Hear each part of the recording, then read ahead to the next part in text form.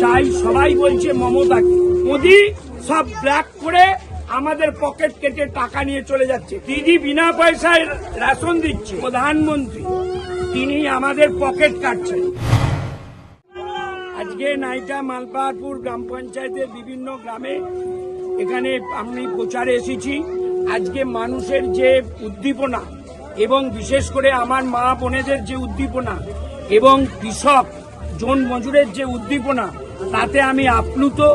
তারা চাই সবাই বলছে মমতাকে, কারণ হচ্ছে মমতা দি আমাদেরকে বাঁচিয়ে রেখেছে। অন্যদিকে কেন্দ্রের প্রধানমন্ত্রী তিনি আমাদের পকেট কাটছেন। আজকে আমরা গরিব মানুষ, সেই জায়গাতে আমরা গ্যাস কানেকশন নিয়েছিলাম। কোথায় আরব দুনিয়া যুদ্ধ হচ্ছে আর এখানেতে গ্যাসের দাম বাড়িয়ে দিল।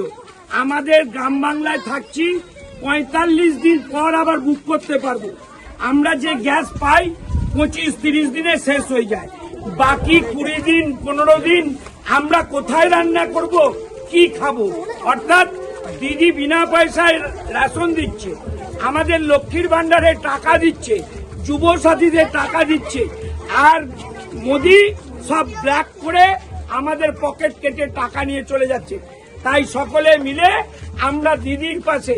সবাই বলছে জয় বাংলা।